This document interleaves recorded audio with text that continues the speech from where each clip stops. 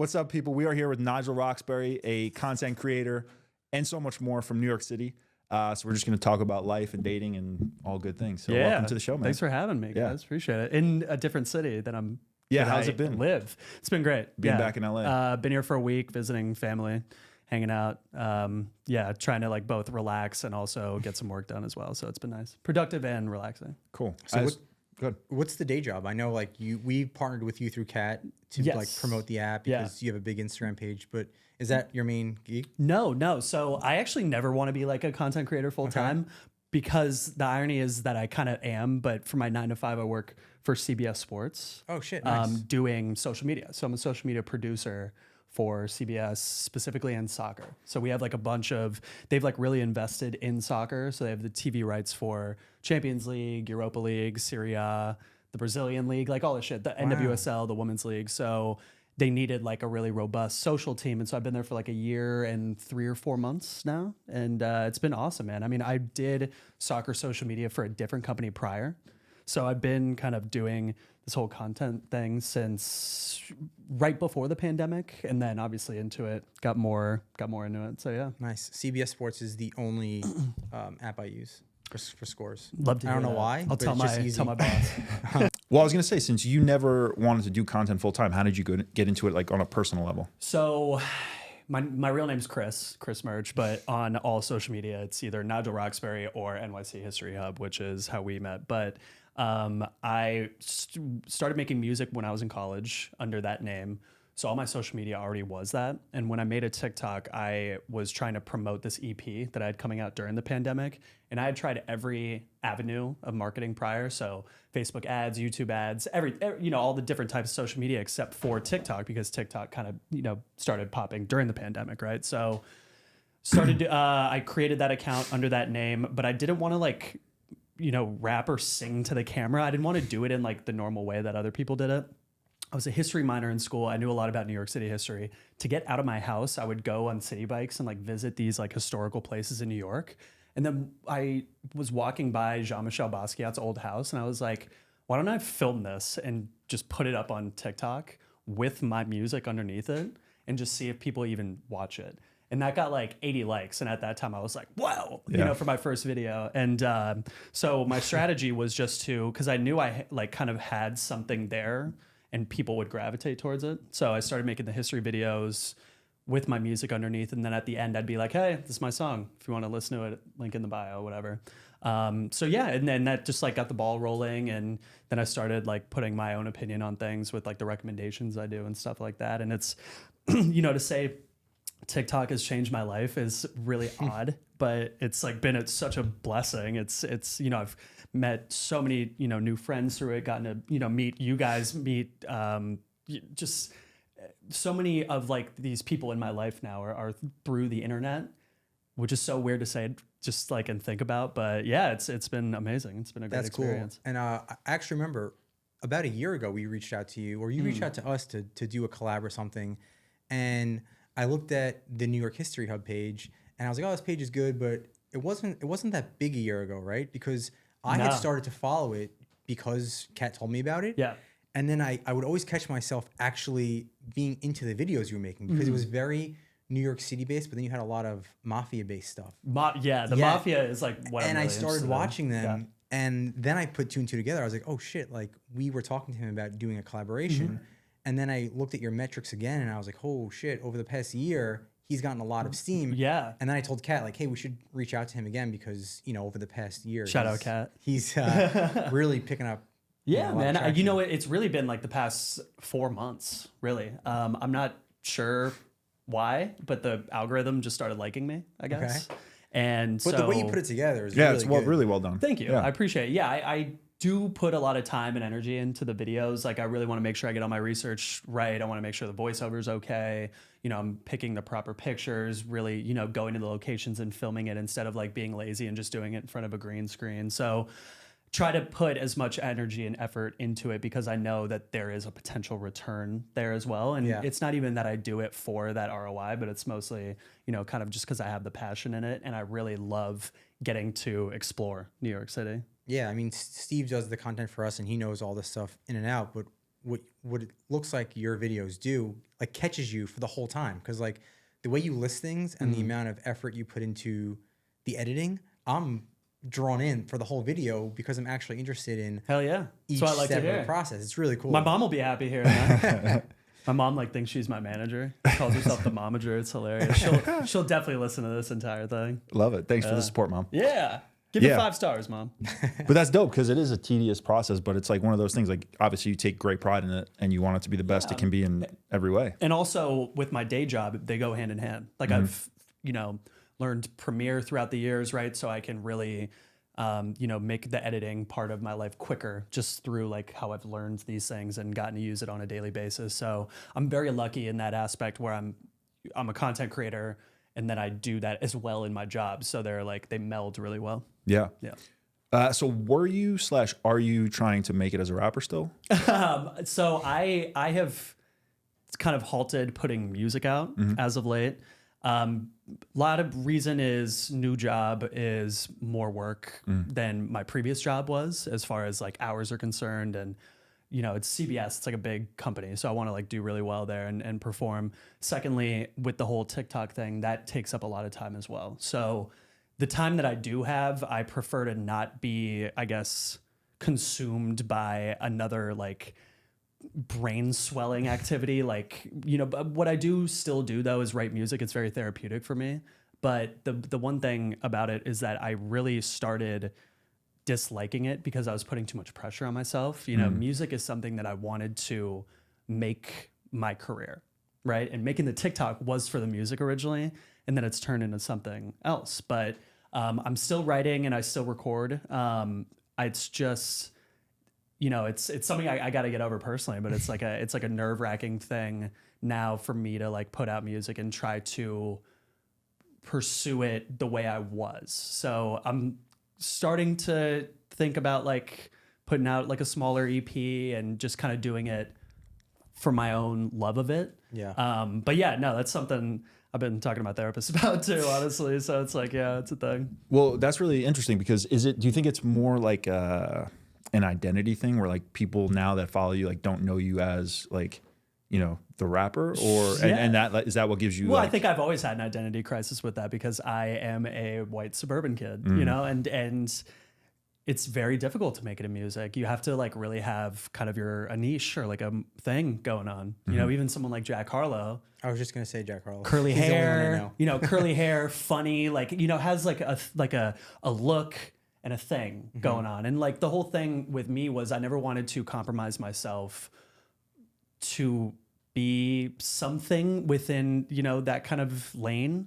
That's why I like TikTok because I'm able to be myself and use like this knowledge that I already have, right? To just, put my stuff out to the masses basically. And with music, the music that maybe you heard are the songs that I've kept on Spotify because I identified with them as being myself and not trying to overdo it or be someone I'm not, right? So, if I were to put out more music, it would largely be in like the jazz rap lane and just, I'd probably be talking about dating. I'd probably be talking about New York City, getting drinks with the boys. Yeah. But like it's stuff like that, because I truly live a pretty simple life. Despite living in a place as chaotic as New York City, I try to keep my life as simple as possible, friends, family, my work, my passions. So yeah.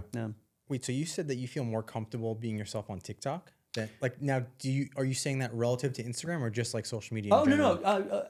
I try to be myself in every facet of my life, right? Like the person you're seeing now will be the person that I am on social media. Yeah, and I felt that when I said hello to you on the street. It was very like normal and real and genuine, which was amazing. Yeah, every time I've interacted with someone that's seen me from social media, I just try to be as nice as possible and as welcoming and open as possible.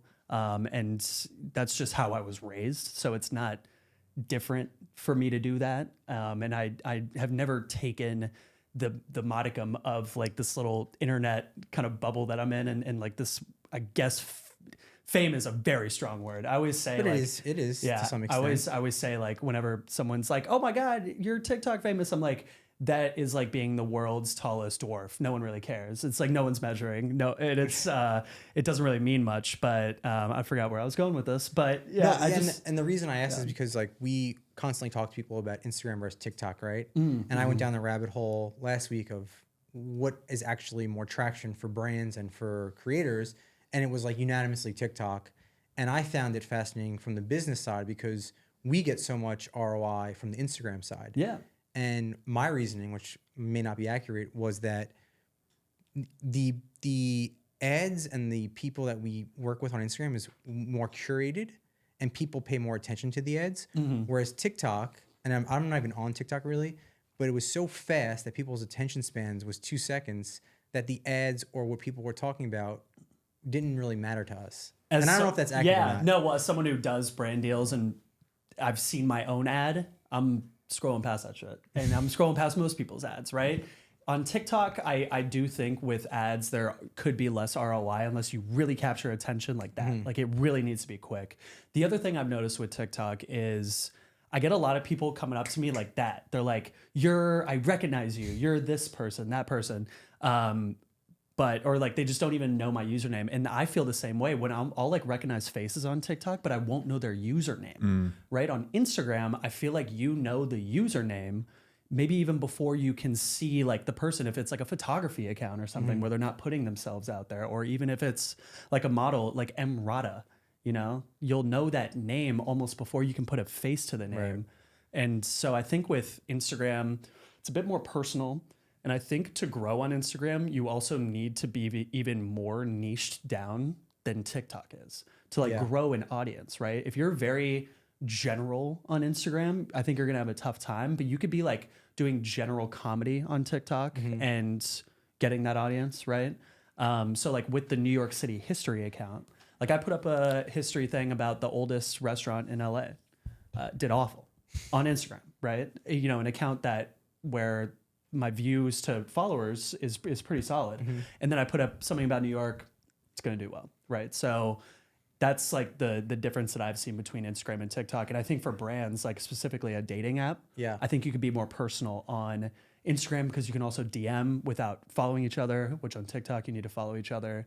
And, you know, comments are a bit more personal. I don't know. It's more personalized. I mean, you could relate to this and talk about it more than I can really, but I even see through comments, Instagram is more like it still has trolls and it still has negative comments, but I would say it's very less frequent than TikTok, and TikTok is mostly just people shitting on whatever it is for no reason just because they want to. Yeah, well, TikTok, you can be user 926 billion, right? On Instagram, you need, yes, you can have like no picture and be whatever, but again, it's more personalized. And most people have an Instagram now, I think, to be able to use it sort of as a proto dating app or as Steve always says that. As a communication tool. I mean, genuinely. It's the best dating app. Yeah, it really is the best dating app. Besides, you know, first round's on me, baby.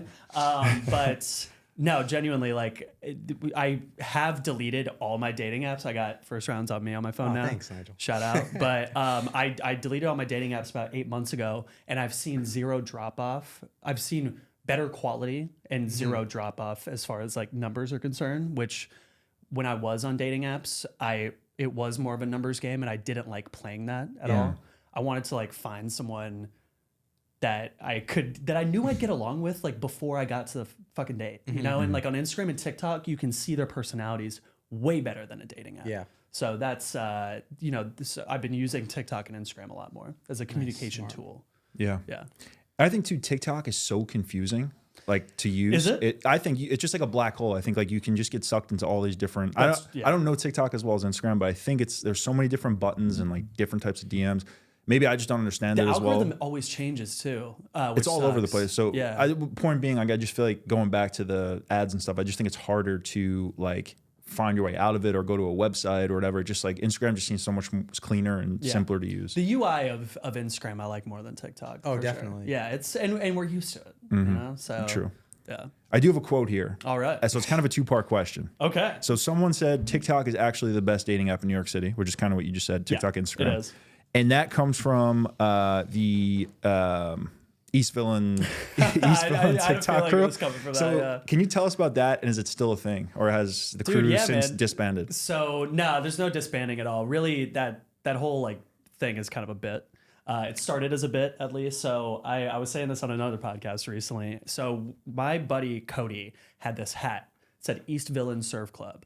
That I think he has a brand called Envie La Vie, and I think he made it as like part of his first ever drop, right? Because he had lived in the East Village for a long time, and like that was a name he had like gotten or something. So he was like, oh, it's pretty cool, and then he put Surf Club on it. There's no fucking beaches, obviously, in the East Village, but he's from California originally, so he was trying to go for that. And then we all met through Instagram or TikTok, and we just started hanging out and going out together. I was like, okay, cool. I like these guys, sweet kids, very nice. Everyone has normal 9-to-5 jobs. There's like, people think we're all like the artistic Lower East Side, like, just kind of the creative types, which we are, but we're also very normal people at the same time. And they're really just buddies that I like going out with. But for the etymology of it, we were at this bar called Ray's, which I don't know if you guys have been there before. We've heard it. We talked about like Nick Braun and Nick Braun, Justin Thoreau, downtown bar that we were frequenting a lot. And this girl came up and saw his hat and was like, "Oh, that's you guys. That's who you people right here." And then we made it our group chat name as like a joke. And then this writer named Brock for the Cut article reached out to Cody Blanc and said, "Hey, I'd like to follow you guys around for a night. I do this article where I follow around New York like social media people, see what they do in a night, see what they do in a day." And so, we kind of like formulated like a dinner night out, and then we went to a club called Georgia Room and, just had a night. Article comes out, and that name has been cemented with all of us, which gave me a lot of anxiety and pause because I knew the reaction to that because we're a bunch of straight guys in New York City that just like to have fun, and people don't like that. People don't like when people have fun, especially on social media where you can be faceless, nameless. You mentioned the trolls, but had a lot of anxiety about it. I mean, I got a good write up. It was fairly positive. 5 foot penis, right? Yeah, 5.5 now. It's been growing. Oh shit! Yeah, I got surgery. Okay, now I'm playing. But shout out Davidson. But it is cool to me now to have an association with my friends, but B, also to, I was raised loving New York and loving like these subcultures of New York. I just watched this documentary called Blank City on the no wave cinema movement of the 80s in New York, where it was just very DIY, right? So it's cool to have like kind of a group brand with kids that I genuinely enjoy as human beings and love as well. So it's awesome. Yeah. I mean, I wouldn't say we take it seriously for sure at all. But I was hesitant about it at first, but now I embrace it. Yeah. Well, because I could see how, you're someone who you put out your own content, right? Mm-hmm. So you have full control over that. Yeah. Where an article like that comes out, and it was mostly positive, but I could see why your anxiety would come up, where it's like portrayed maybe as like a New York City douchebag. Well, I'm a control freak as well, so it's like I'm in charge of the content that I put out for both my job and for what I do. So yeah, it gave me pause initially, and then after a few days, I was like, all right, well, the internet moves quick. Mm-hmm. These comments will die. And every single time I'm out and someone mentions it, always positive. Yeah. No one's ever come up to me negatively about anything. They'll say negative shit on the internet, but people they're whack. Exactly. Yeah, we see that a lot when we first started the app, and I was really in tune to the comments. I'd pay attention to all of them, and I would take them to heart. That's the worst thing you can do. Yeah, because I was new to it, right? Yeah. Like I wasn't really even using Instagram for my personal account, and I would pay attention to all the comments.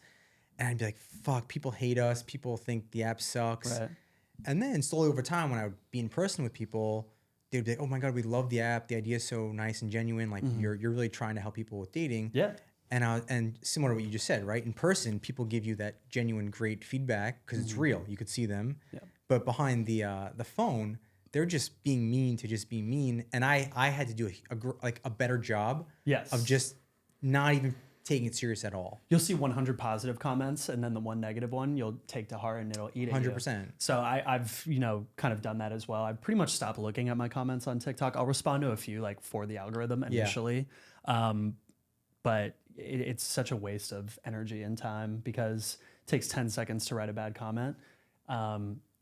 to come up to someone in person and say negative things to them just looks bad on them typically. And it's a projection, I think, right? And it's Like, also, it's like, why are you doing this, dude? Or yeah, ma'am? I think it's a Karen. projection of jealousy or like Karen not doing will come what up to they you in want to person, do. but sorry. Yeah.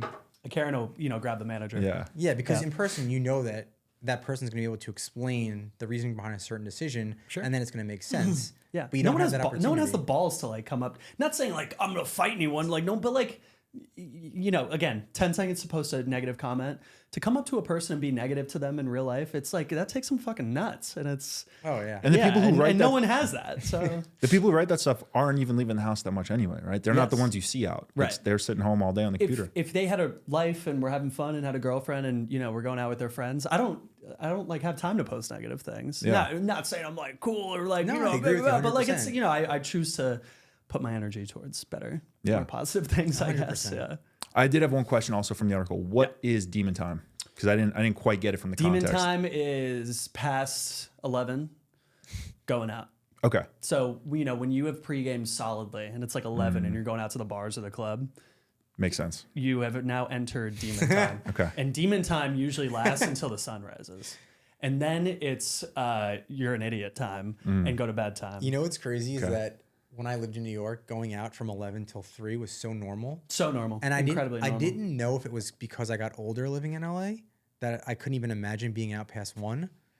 But I think it's just because it's LA. Well, 'Cause in bars New also York, close here early. Do they close at 1 here? 2? I would say like 1:30 is when they start kicking people so out. two, Yeah. so two. Two. Yeah. Two is the New York, man. Yes, the bars like close at 4, but you can find other. You can play. You can party 72 hours straight in New York. the energy never stops. No problem. And like Yeah. that, I think that's Not the speaking rush. from experience. Maybe. That's the rush though. You can go out at 9 and then by 12 you're like, this night is just starting. Where are Yes. we going next? Yeah, yeah. And then it's just going so well Then you that just by go, 2 go, go. o'clock you're like, shoot, do we keep going? Yeah, and It's then like, you do. And then you find another bar and you keep going. Yeah. Yeah. All right. Talk to us about the Keith Haring tattoos because I don't know much about him. Okay. And interesting, has yeah. that influenced your life or work? Is Oh, he somebody? Because I don't know anything about him. Yeah, As to say it influenced my life is because I can't relate to that man on any level. I'm not artistic. I'm not gay. I'm not from Pittsburgh. I don't have AIDS, but not that I know of at least.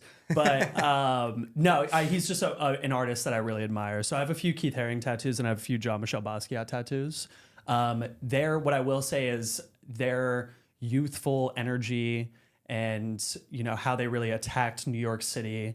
And just kind of lived their life, and I'm enamored by that time period. I romanticize weirdly when New York City was at its worst, bankrupt in the late '70s and in the early '80s when LES was like bombed out, looking like the South Bronx, looking like Beirut, right? So I don't know why I romanticize that period, but it's kind of like that no wave cinema subgenre that I was talking about earlier, subculture. I really love DIY activity. Like I pick up everything I've done in my life. I've started and done myself. So for them to start, an art movement that is now worldwide, for them to start a cinematic movement that's worldwide in New York being broke, it just kind of reminded me of, not myself, but like it's given me the drive and like I can see the vision that they had. And it's something that I aspire to try to be, which is creative every single day in New York City. Making the most of the resources that I have and partying and having fun at the same time because they were huge partiers. So it was like, and I'm definitely an extrovert. I love going out. Like my mom's gonna hate to hear that. My mom's 37 years sober, but she loved going out once upon a time. And so like, she got sober around my age, but How old are you? I'm 28. Okay. But it's in my blood. I think I'm like my dad as well. So I just love like the energy of people, the energy of being out, the energy of New York City the too. nighttime New York City. Like I say now, LA is not my speed at all. Growing up here, it was fine. I think it's a decent place to grow up if you don't get like moving to Austin was really good for me. But I know kids that grew up here and grew up by the beach, surfed, a little bit more laid back, right? But I hate driving. I hate traffic. The nightlife here is everything's too spread out. Too many Ubers. It's too reliant on who you know here, I think a little bit. It's like in New York, I can just like bounce around wherever I want. I know what I like. I know what I dislike. So, I mean, I have it down to like a science now, but New York City and kind of the chaos of it, I've really embraced and liked. Did you watch the Andy Warhol Diaries on Netflix? Is that so I've seen the movie Basquiat with Jeffrey Wright. I don't know if I've seen the Andy Warhol Diaries. I've seen like Chelsea Girls, his film. Like I've seen some of his films, like his experimental films. But No, so it's new. yeah. I think it just came out. It's 6 episodes. Okay. But it's a documentary of his life through a diary that he wrote, and it just follows him from the late 70s into the late 80s in New York with Basquiat and Oh, cool. Well, I Studio definitely got to check 54. that out. It's really cool. So I just finished it about a week ago, and after watching it, that's when I started really thinking about I think New York, I have to go back at some time. New York is the best place. How old are you? 33. 33. You don't look a day over 32, man. It is even, for, because I'm not too far off from where you are. It's, anytime under 40, I think you should be in New York City if you want to be creative and you want to, and especially, I don't know about tech per se, but, meet as many people as you possibly can, network as much as you possibly can. If you're an extrovert, like it's the best place to be. So I'm so pro people in their 20s and early 30s living in New York. Yeah, and I think that you've experienced both. I've experienced both. Yeah. And I think learning from New York and LA is a key factor because, Sure. In New York you can go too hard, which as you get older, is Yeah, bad, trust me, right? I know that. And I think having that balance in New York is great because, like you said, being an extrovert, you want that energy and you want to be around all those people. Yep.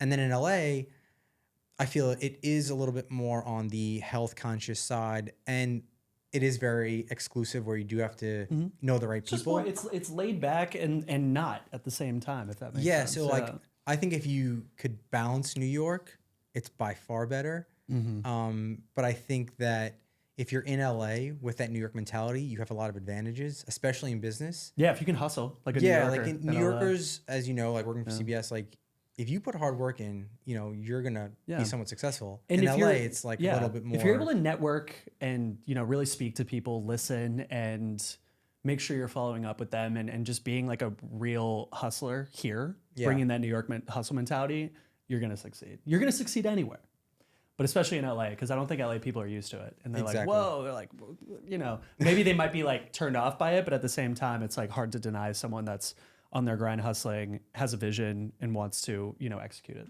Exactly. So one of our favorite shows is How to Make It in America.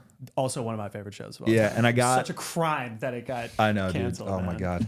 And they did some sort of like fake teaser for something last year. Like, At Namwa. Yeah, it was yeah. for a clothing company. Yeah. that was bullshit because everyone got excited that it was Yeah. coming back. Damn. But it reminded me of the East villains reminded me of the Neanderthals.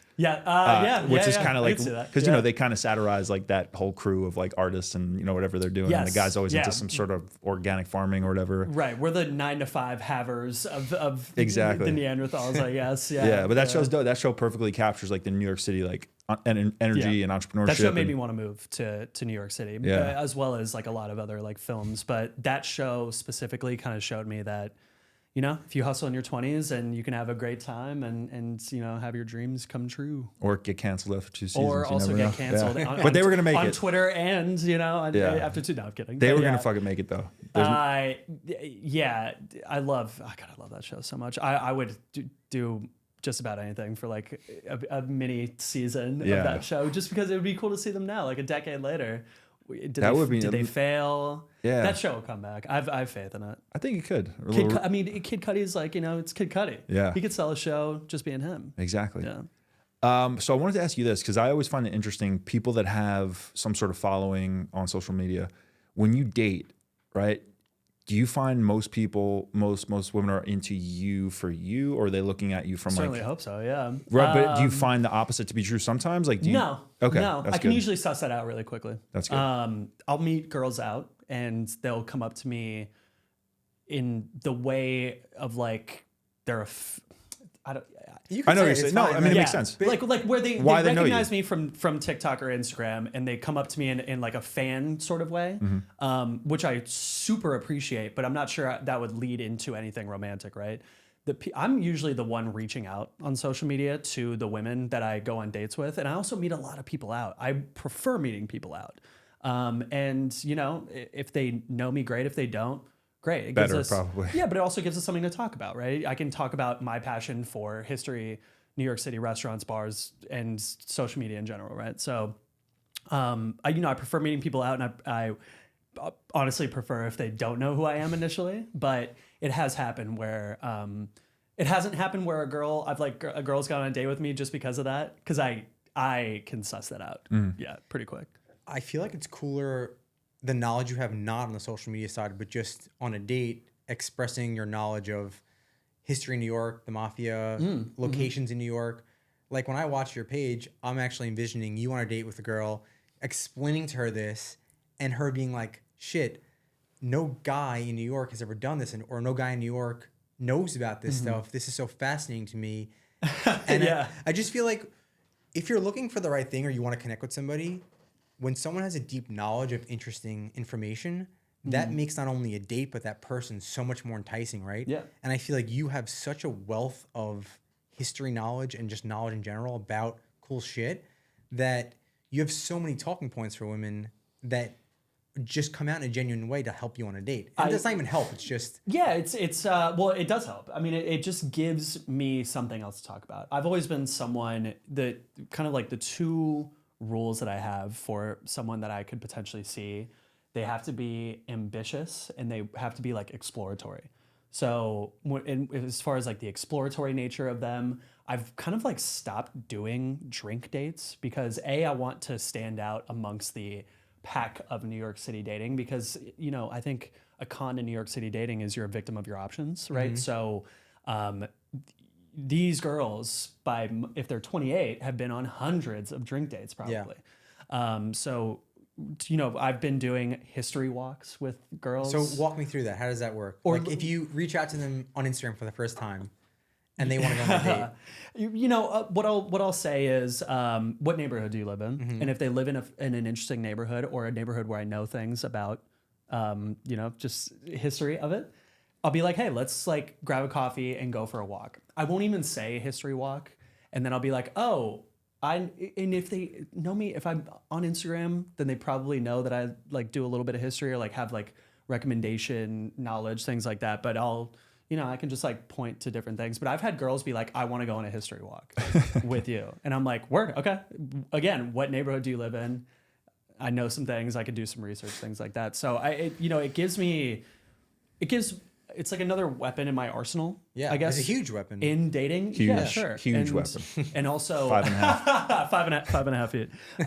No, and you know, and I know like a lot of places to grab a drink if like the walk goes well and we want to like continue it, or to like grab a bite to eat. Like, you know, I've attacked New York City. I've lived there for 7 years now, so I have really, you know, walked a lot of Manhattan, tons of parts of Brooklyn, gone out. I try not to go out in the same place twice in a row, as far as like 2 nights in a row. So, you know, it's just having this knowledge of New York City and places in New York City has helped me a lot, for sure. That's huge.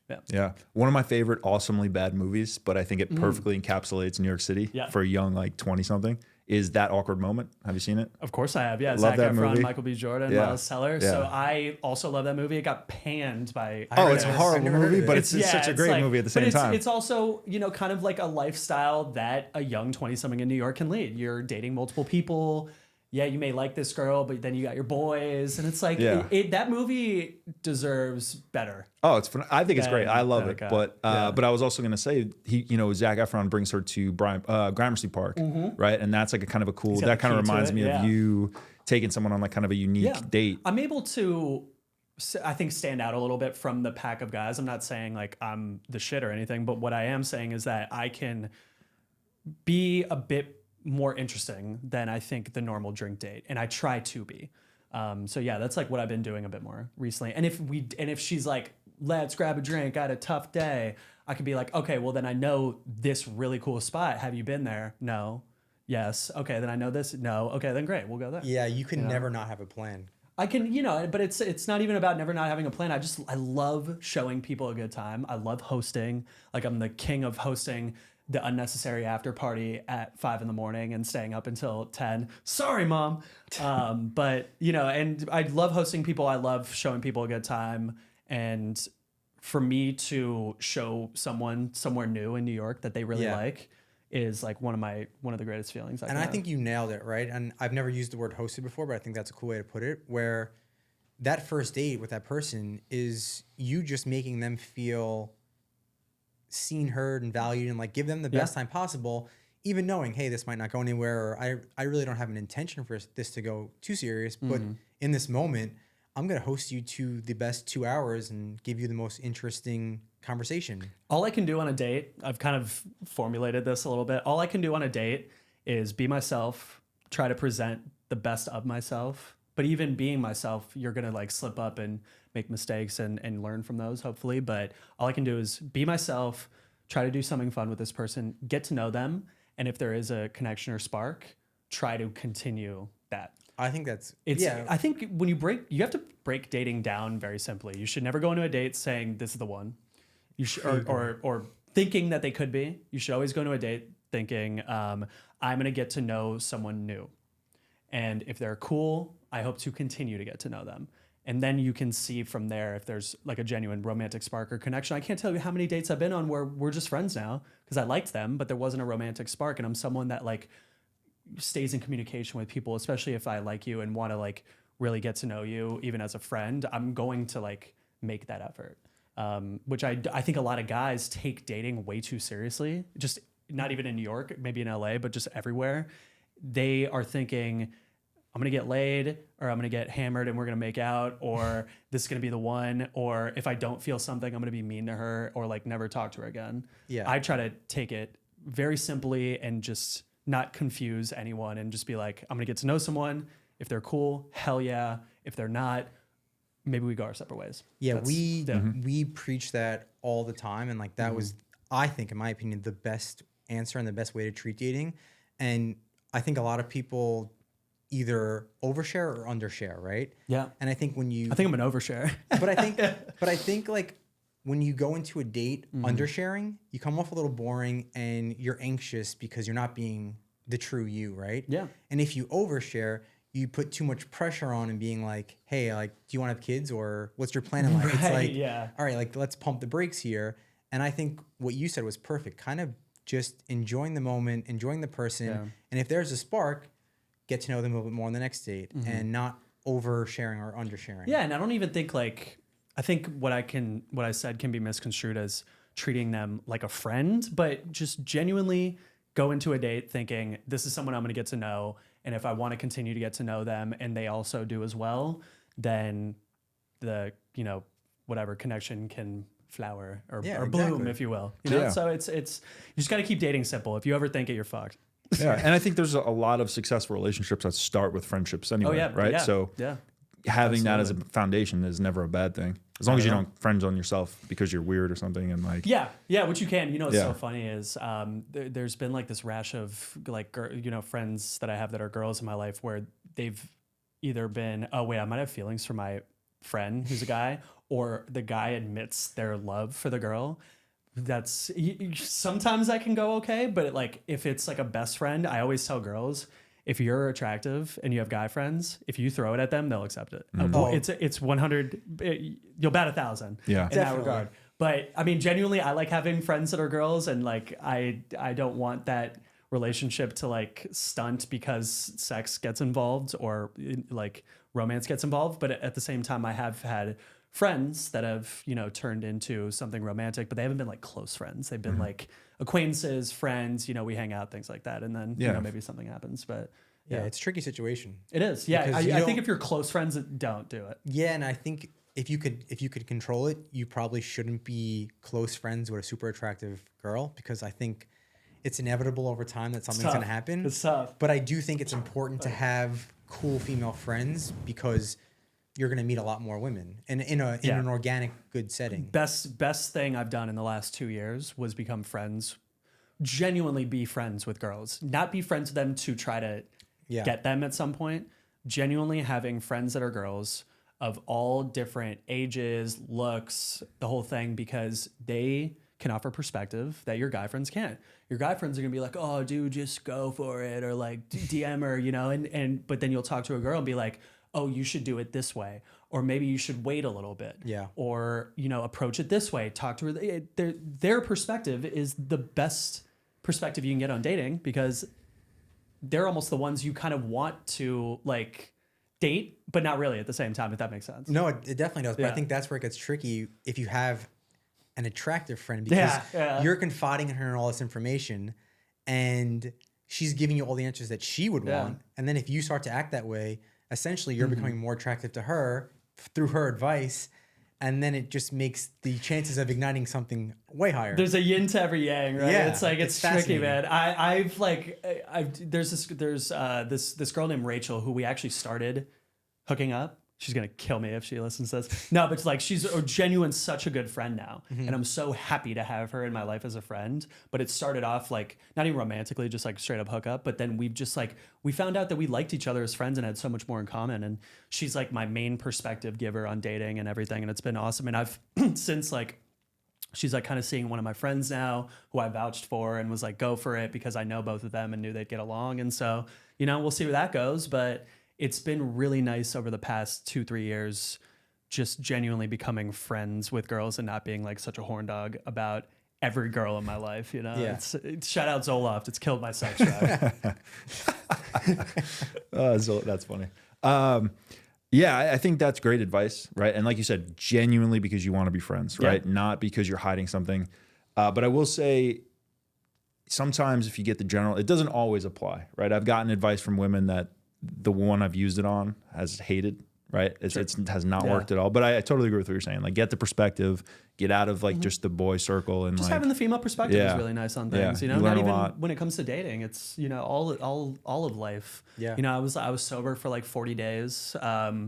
Recently, so like I mentioned, my mother is sober, and I've like in New York again. What you were saying is you can almost go too hard. So like there's periods where I've gone too hard and had to like draw back, cut back, and having someone like a Rachel in my life, or just like these friends that are girls who I can go to, who maybe are a bit more within their feelings as opposed to my guy friends who are just we're guys, we're not like. But it's true, especially when you're 28. Like guys are just going to give you the advice that sounds the coolest. Yeah, like on average. Yeah, on average. Cool advice. So give you like the baseline advice that cool sounds the advice. coolest that also might sound the broiest. Even if they're trying to be genuine. Right. I think when you're in your 20s and you're having fun, it's like, dude, fuck it. But and these girls, like, it's just it really is just nice to have the female perspective. Is what I'm circling around. Absolutely. Yeah. So what are you looking for, right? Because you're very focused. You have a lot of shit going on, and I'm sure you love your free time, or not your free time, your time to focus on all the stuff. Yes. So what would it take for you to settle down in a relationship? And give up some of that. So my last relationship, I was briefly telling you about this, was a pandemic relationship, and she crushed me by the end. So that was tough and kind of put me off of taking anything serious for a little bit, really up until fairly recently. I have opened myself up. I think it's not even necessarily what I'm looking for. It's working more on myself than me necessarily having a specific want and need from a woman. I mentioned earlier 2 things I like: ambition and like an exploratory, curious nature.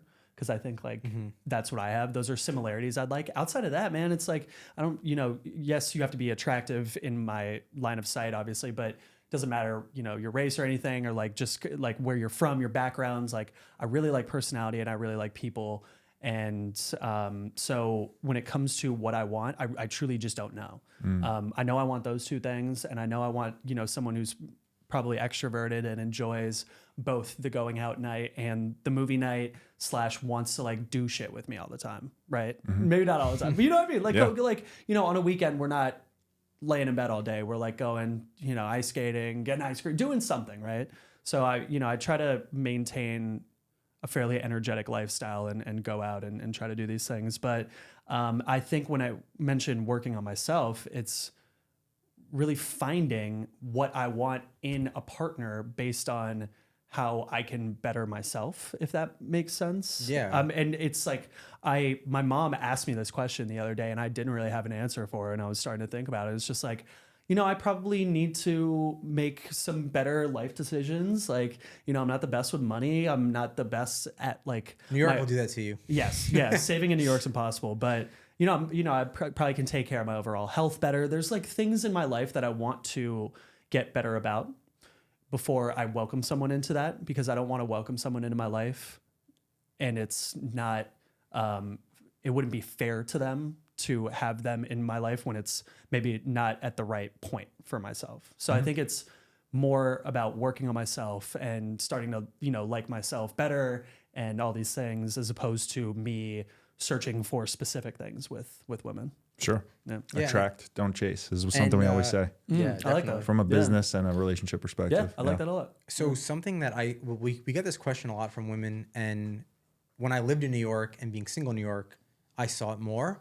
But is it true that like guys in New York have so many options because there are more single women in the city, and as single women get older in age, they are starting to look to settle down more, and you kind of have your pick of the litter? Do you see that? I think that is true for both men and women in New York. I mentioned earlier, I think you're a victim of your options there. So what I mean by that is if you're on dating apps, you have hundreds of options at your fingertips. If you go out, you have hundreds of options at your fingertips, just going to like 2 or 3 bars in a night, or one club, or even a restaurant, like there's people everywhere in New York. There's attractive people everywhere in New York. And a lot of New York's mentality is the same. A lot of it is they're like selfish in a good way. They're hustle focused, their job, career focused, as opposed to like family. That's why there's like, young families where I'm from in Austin. There's not a ton in New York because you don't live in New York to raise kids and have a family. You go to New York to make something of yourself, right? So I think when it comes to dating, it's not a priority in a lot of people's lives. But when it does come... serious dating. Casual dating. Yeah, casual dating's great. And that's like what a lot of people do. But when it comes to actually settling down and being serious, I think there's a lot of like grass is always greener mentality as well. I've fallen into that trap as well, where it's like, oh, I really like this girl, but am I ready to not have any other girl in my life and just focus on her when I go out and I see 14 girls that I would get on one knee and marry just by looking at them once, It's like, so I've fallen into that trap as well. The grass is, by the way, never greener on the other side, ever. You're married. I'm sure you realize that. Are you married as well? No. No. My mom, when we were home in June, she was like, she basically said she lost hope for me. I forget her exact words. Are you dating someone? No. No? Okay. Well, these guys are too tall to be dating. Anyway. That's true. They're out here getting It's it. every girl's dream, though. She's worried about me, my mom. So I think my mom's a little worried about me too. She, I think like she like wants me to go sober. I'm not like that crazy, but she sees what I do. But it's, and she's like, I think a girlfriend would help you out. And I'm like, I have to work on myself first. Yeah, is that a girlfriend or is that like a nurse, or something? Yeah, like a personal. Like, I think my mom like wants me to get a nurse. My mom's like fucking 68. Like she's a bit more old school. Yeah. Right. So I don't need a nurse. Like I want like a partner and someone to like do these things with. But back to the victim of options kind of mentality. If you can string together a sentence and you're half decent looking in New York, you will have options in dating. So it's about you working on yourself and like having the mentality of finally I'm ready to seriously date and I know that this person is special. Yeah. That was like the one thing with my ex is like yes, it was during the pandemic, so it's a little weird, but I was like, this is the first girl where if I was at the bar with my friends, I would have rather been at home with her. Oh, no. That was the first time I felt that. And I was like, okay, that probably means something. And I should listen to that. Yeah. I haven't felt that with another girl since or before. That's important. Do you watch How I Met Your Mother? I have off and on. Yeah. Okay, so I just started watching it. You kind of look again. like Josh Radnor, by the way. Oh, do I? A Okay. little bit. Like a more handsome version. Thank you. Yeah. But in one of the episodes, Barney has this phone and he starts going on dates with like the hottest girls. But when he's about to kiss them, his phone rings. And he's like, I have to answer it because it could be a hotter girl. And like that's the whole premise of the episode is that no matter how hot the girl is, and on the show, these girls were like knockouts. Of course. But he would always answer the phone because he's like, but there could be a better knockout. I mean, it's like going on a date, right? Let's say you went on a really good date. You got to take the subway home. What are you doing in the subway? Probably going back on Hinge or Bumble. Just aimlessly swiping it because you don't think about it. And it's just like, yes, that went well, but that next one could go even better. We always talk about that, right? Like if you go on a dating app, our brains are so trained through the dating app that if you go on a dating app date and it's good, you don't give that person the benefit of the doubt to stay in your mind because we're so trained. Like you said, we go on the subway and we just go back on the app because it's natural, even if the date was good. And then to the contrary, if the date was bad, we don't give ourselves time to figure out why it was bad and like, just think about it. And like you said, work on yourself for at least the next day or so. we go back and be like, who could fill that void because this date was so bad? And I think dating apps dictate the way our brains operate. The definition of insanity is not learning from your mistakes, right? So, and I think a lot of people don't learn from dating mistakes. You know, maybe they got too drunk on the date, right?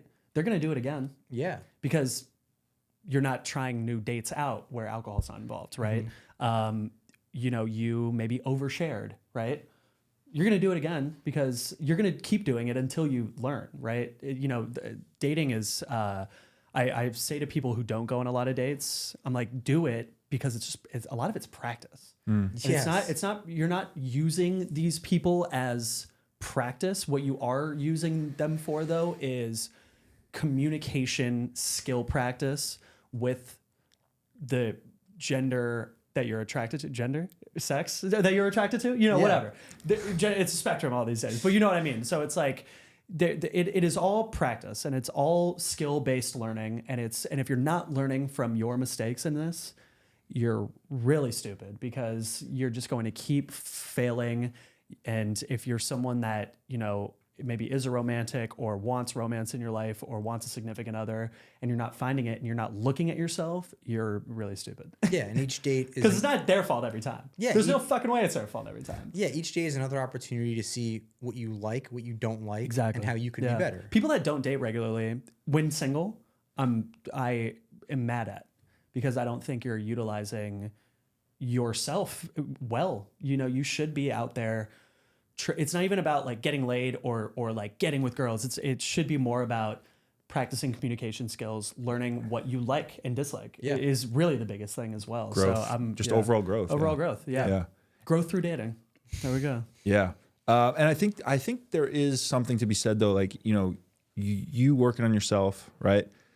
That's not to say, and I'm not trying to put words in your mouth, but that's not to say you're not, if you met somebody today who you're like, oh shit, I'd rather hang out with her than go out with the boys. That's the beautiful thing I think about like love and relationships is it can hit. Like I can find, you know, I can go to Starbucks right now and find her, right? But it's all about really an internal feeling. And I think the best relationships are where you're working on yourself with each other, right? And so you know you have to be adaptable and malleable. But that again, that's like the beautiful thing about love is like, you know, it can hit you whenever. It can hit me at Ray's. It can hit me, you know, she could literally hit me with a bird scooter. Yeah. You know, like you never really know when it's coming. So that's why I want to like work on myself consistently because maybe it's right person, wrong time. That's like that's a saying. I've experienced that. But, you know, I'm hoping when I do find this person, it's right person, right time. And that only comes with working on yourself as well. Yeah. I have one more question, then we can do the speed round maybe. Yeah, let's do it. It's hot as hell in here, by the way. I know it's a studio, so you're not supposed to like have... I don't know why, I never get Oh, man. Maybe it's the gin. Never. I usually run cold, so I'm good. There you go. He's an East Coast kid, right? I wanted to ask you about you said your brother's a DJ, right? Yeah, so he works at Starbucks as a marketing manager, but he is also a touring DJ. Interesting. Yes. Okay. And did he like kind of influence you to get into? Is he older? 100%. He's older. Yeah. He's from my mother's first marriage. He's my half brother. Okay.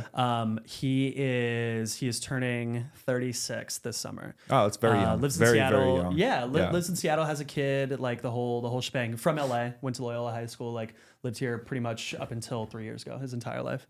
But he influenced my music taste to a fucking T. Like first music video I ever saw was "Give Me Some More" by Busta Rhymes because he literally sat me down in a chair and like held me there and forced me because he knew it would scare me. Because if you've ever seen that music video, maybe play a second of it. It's very scary, but also a great music. And then he made me this CD when I was maybe 5 or 6. I was like, "Can you put some like old school hip hop on there?" Because I really liked like Tupac and Biggie, what I had heard thus far, and it completely like changed my life as far as what I listen to. I love classic rock, I love jazz, but hip hop will always be my one true love.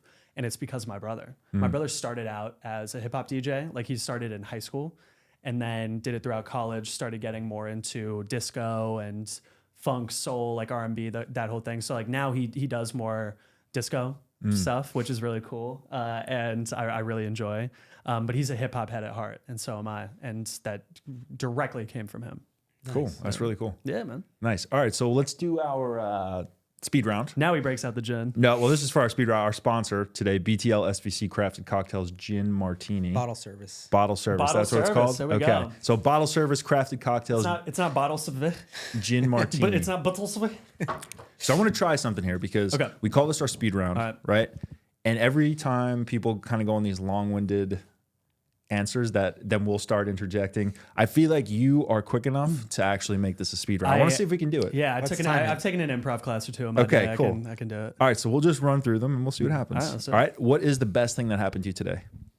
The cheeseburger I had at the farmer's market. Nice. Yeah, it was really good. Beautiful. What is the best compliment you've ever received? Having a 5 foot no, I'm kidding.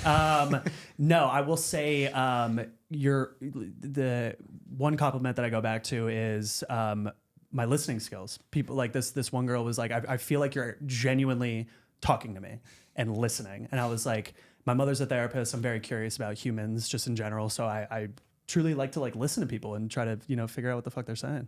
Awesome. Yeah. Favorite date spot anywhere in the world? Anywhere in the world. Place. Okay. Inside place, Johnny's Wine Bar on the Lower East Side. Mm-hmm.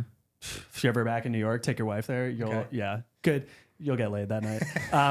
And outside Central Park. Cool. Favorite romantic comedy? Crazy Stupid Love. Nice. Movie that made you cry? Last movie that made me cry was shit, man. Radio. Nice. Shout out Cuba. Not shout out Cuba. He's in trouble, right? Yeah, he's in a little bit of trouble, but hey, Okay. it made me cry once upon a time. Most played song on your Spotify? ASAP Forever by ASAP Rocky. Go-to karaoke song? It Was a Good Day, Ice Cube.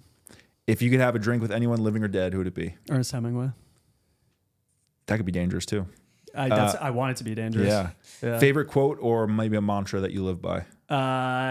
Once you leave high school, you'll forget about it, from my dad. Because I took high school way too seriously, or I wanted to take high school seriously. And then I did completely forget about everyone and the whole thing. Wow. So if you're listening and you're under 18, high school's whack. Celebrity crush? Alexandra Daddario. What advice would you give to your 18-year-old self? Ooh, leave your home and don't go back. No, you know what I would say is you're stop worrying so much about comparison to others. My favorite quote is comparison is the thief of joy. Please stop doing that. Be the best you can be and try to continue to better yourself at all times. And also don't get hung up on college girls at Ithaca College because A, there's more than you think there is. And, you'll be fine. Nice. Yeah, be a whore. No, I'm kidding. What is something people don't know about you? A lot of people know I make music, but not like a ton of people, I guess. So that's usually my fun fact. What's your favorite song that you've done?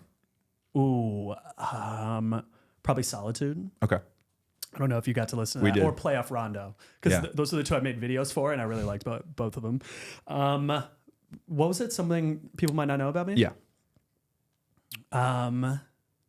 My parents have the coolest etymology story of all time, I guess. So it's not about, they met in O.J. Simpson's backyard, which is really cool. And yeah, my mom apparently guarded the door while What year? Nicole and O.J. had sex for the first time. Okay. So I think hopefully that it was 1970 something.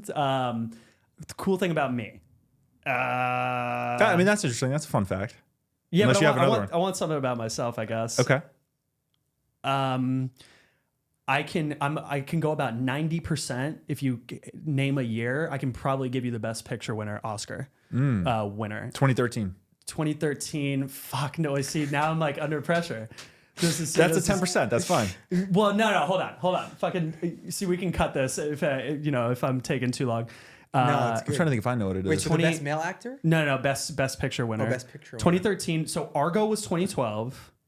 2013. 2015 was Spotlight. Mm-hmm. 2013. Birdman might have been 2014. 2014 or 16. 2013. You got a letter? See now, man. You said it already. We did. What, Argo? Yes. Okay. Oh, so maybe it came out in 2012. Oh yeah, it came out in 2012, 2013. Okay. Wait, do one like an earlier year. Okay, 2002. Chicago was the 2002 movie, but it was A Beautiful Mind won in 2002. That came out in 2001. Beautiful. All right, I believe you. I believe you. Pretty good. I got the approval there. 1984. Terms of endearment. Nice. Okay. Yep. Beautiful. There we go. I love that. Okay. Okay. Couple more. What is your biggest fear in life? Crocodiles, alligators. This one. Sorry, Mom. Where did you get the nickname Phantom Smoocher? I was asked this on a previous podcast. I got sort of broken up with / dumped by my last girlfriend. Sort of, meaning I did. And I just went on like a horror spree where I was just like bar making out a lot. So my friends would be like, and I guess like Phantom Smoocher would be because it would maybe happen like 2 or 3 times in a night. And they'd be like, I thought you were with that one, but now you're with that one. And I'm like, God, Leon, you know. Cool. There we go. Love that. The Phantom Smoocher. What does love mean to you? This is the last one. You know what's funny, man, is like my mom won't like this answer, but my mother and my dad divorced when I was 11, and I didn't see like a ton of love between them in our household. I knew they didn't like each other very much. I received a lot of love individually from both of them. They were not good together, and I also have not felt love in my personal life with a significant other. So I don't know if I have a proper definition of love. What I will say is my love languages are quality time, and really like attacking something with someone, like having a similar experience and a similar thing that we're into, and both kind of going for it. Touch is another like love language of mine, but I guess what I will say is I'm not quite sure that I know the answer to that yet, because that emotion I haven't had a ton of in my life. Yeah. As far as relationships are concerned. Yeah. Makes sense. You're done? Yeah. Okay, and then I have one. If you could have one law in the world, as crazy as you want it to be, that everybody had to follow, what law would it be and why? I would legalize all drugs. Okay. All drugs. Because when you make laws around vice, it only leads to, prohibition, right? Take out alcohol. So kind of like telling your 16-year-old daughter she's not allowed out of the bedroom, and then she becomes right. The more rules that you put on society, the more rebellion there is. Prohibition, you get the mafia. The draft. You have people drafted into the army. They rebel and start killing people on American soil and these things. So it's like why I say I've had a few friends die of fentanyl overdoses. And if you legalize all drugs and have them government mandated, I mean, this is like my 4 a.m. After party talk right now, but like, genuinely they've like done it in Portugal, and overdose rates go down by like 80% and all these things. And so if you have like clean drugs made by the government, not only is that a stream of income we've never had before in the United States, and we're $33 trillion in debt. So like that's something, but also overdose deaths would go down stupendously because you would have clean drugs dictated and given by the government that are just like maybe a little bit more than they are right now because they would be taxed. Not foolproof. I haven't presented a bill to Congress. I mean, for this to be thought through during demon time is that's something. Yeah, those are demon time thoughts. But I truly am someone that has been affected by bad drugs. Like not myself. I've been very lucky, but I know people that have died, and to attempt to eradicate that as much as possible, I think that could be something, because illegal drugs are always going to come into the country. But if you have a government that can supply them, because they can make whatever they want. So yeah, you guys can cut those too. That's great. But you touched on something, and so before we end, why did you get so involved in the mafia on New York History Hub? Because like to me, those are the most fascinating videos, and you know it a lot. Yeah, man. I don't know. I think that. Again, I think it harkens back to my general curiosity about humanity and why someone would want to do that. Yeah. I've always been into true crime, but the mafia specifically because, some people are born into it. Some people join it just because they want the clout or the title. Where do you get all the information from? Oh man, YouTube videos, the internet books. I mean, you should very see. thorough. Thanks, man. Appreciate it. I thoroughly enjoy like all those videos. Thanks, dude. Appreciate it. I mean, you should see my bookshelf at home. A lot of mafia stuff. I don't know. I'm just very fascinated by what would drive someone to do that, because you're either going to end up dead or in jail. There's not really any way out. You know, so it's fascinating to me from sort of a mental standpoint, but also a New York City standpoint, because I love New York City history, and the mafia and New York City history is so intertwined. So man, love it. Yeah. Cool. Awesome. So yeah, plug yourself. Where can people find you? What are you working on? Yeah. Instagram and TikTok at Nigel Roxbury. And then on Instagram, NYC History Hub is the other handle. And then my OnlyFans is, no, I'm kidding. And then shout out Biddle Civis, Gin Martini. Great sponsor. And yeah, find me on First Rounds on Me. Thanks, Awesome, Nigel. Thank you so much, man. Of course, man. Thanks for having me. Thank you for watching. We'll see you in the next one. In the meantime, check out one of our past episodes.